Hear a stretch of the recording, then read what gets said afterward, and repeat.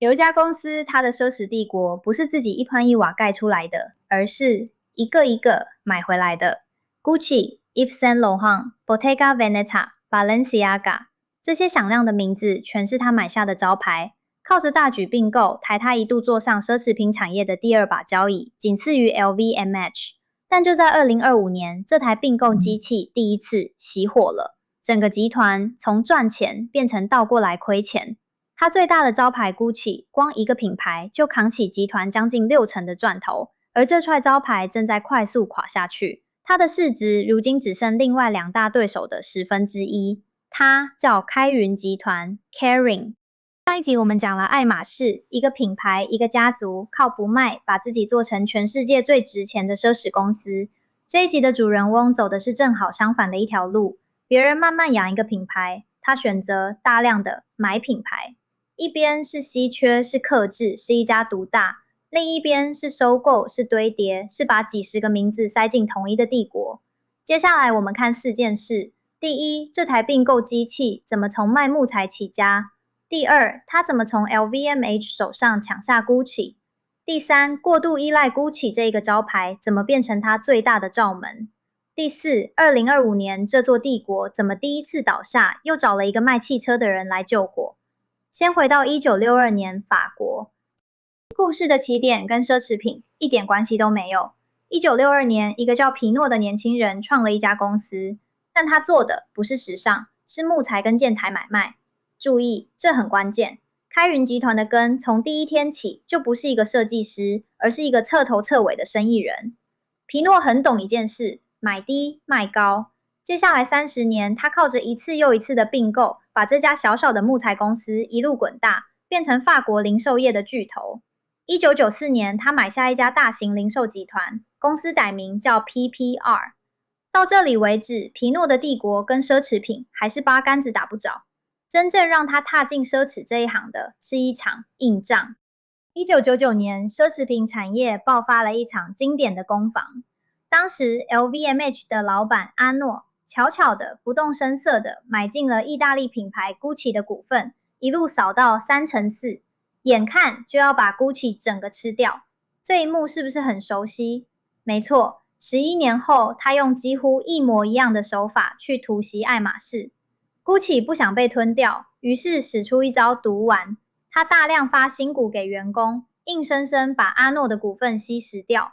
然后他找来了一位白骑士，正是皮诺。皮诺砸下重金，帮 Gucci 挡下 LVMH。2大集团从法庭打到媒体，僵持了整整2年。最后，在2001年，皮诺用8.06亿美元买下 LVMH 手上全部的 Gucci 股份。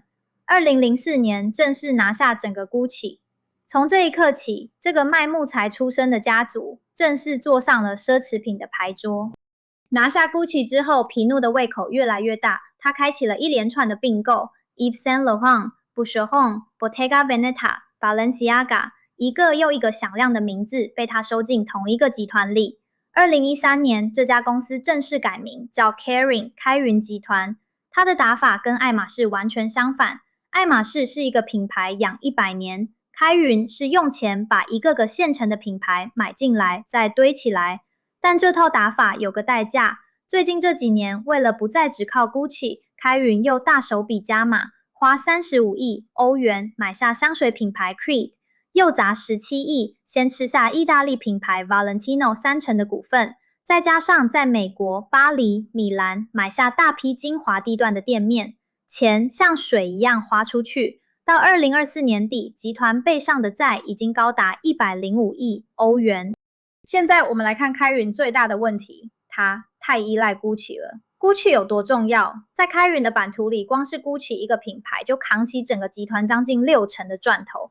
换句话说，集团的命有一大半压在这一块招牌上。当 Gucci 好的时候，它就像一台会自己印钱的机器，可一旦 Gucci 出问题，整个集团就会跟着重感冒，而问题真的来了。从2023年开始 ，Gucci 的销售连续10个季度，每一季都是双位数的下滑。设计被嫌过时，换了设计师也救不回来。它的营业利益率从3年前的6%，一路掉到只剩1%，几乎砍掉一半。一块扛着集团60%赚头的招牌，自己却在快速失血。这就是把鸡蛋放在同一个篮子里最真实也最残酷的代价。于是2025年，这台并购机器第一次彻底熄火了。先看营收，全年掉到146亿欧元，比前一年少了超过1成。再看赚钱的能力，集团的营业利益只剩16亿欧元，砍掉1/3，还不到3年前的1/3。而最关键也最刺眼的数字是，前一年2024年，开云还净赚超过10亿欧元。到了2025年，它整个倒过来，变成净亏2900万欧元。一家曾经像印钱机器的奢侈帝国，第一次由赚转亏。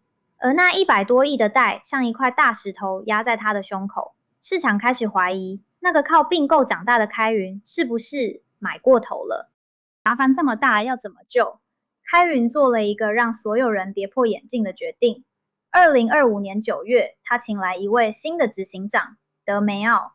这个人的来头很不一样，他不是奢侈品圈的人，他原本是卖汽车的，当过雷诺汽车的执行长，是业界公认的品牌救火队长。一个卖车的人跑来救一个卖包的帝国，这在保守的奢侈品圈几乎没有先例。德梅奥一上任，动作又快又狠。第一，卖资产还贷，靠着卖掉手上的店面跟地产，把集团的债从105亿压回80亿欧元出头。第二，关店瘦身，光是2025年就关了75家店，还计划再关100家。第三，也是最受瞩目的，他帮 Gucci 找来了一位以大胆出名的新创意总监，准备替这块老招牌动一次大手术。这场救火才刚刚开始。把镜头拉远，你会看到奢侈品产业有3种完全不同的活法。第一种是 LVMH， 什么都做，什么都买，从时装、珠宝到红酒，靠着最大的规模当整个产业的霸主。第二种是爱马仕，只守一个家族，只做最稀缺的东西，靠客制反而登上市值的王座。第三种就是开云，他想学 LVMH， 靠并购堆出一个帝国，却又没有 LVMH 那么大，那么分散。于是当招牌 Gucci 一倒，整艘船就跟着晃。差距到底有多大？看市值就知道。如今爱马仕大约是2480亿， LVMH 大约2440亿欧元，而开云只剩大约200多亿。换句话说，这个曾经的产业老二，市值只剩另外2位巨头的差不多1/10。这家开云集团的故事讲到这里，留下了一个巨大的问号。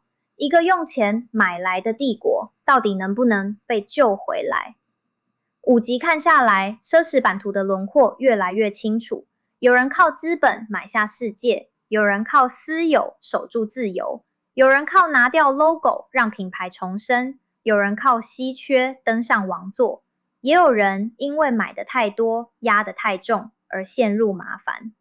他们的打法完全不同，但卖的其实是同一样东西，稀缺与欲望。而现在连这门最会卖欲望的生意也走到了一个十字路口。下一集也是这个系列的最后一集，我们不讲单一品牌，而是把整个产业摊开来看。当中国买家不再大举扫货当二手奢侈品，越来越抢手当年轻世代开始追问品牌的良心，奢侈品的未来会走向哪里？奢侈版图最终章，我们下一集见。如果这个系列让你看懂了奢侈背后的深意，按个赞，追踪频道，把最后一集一起追完。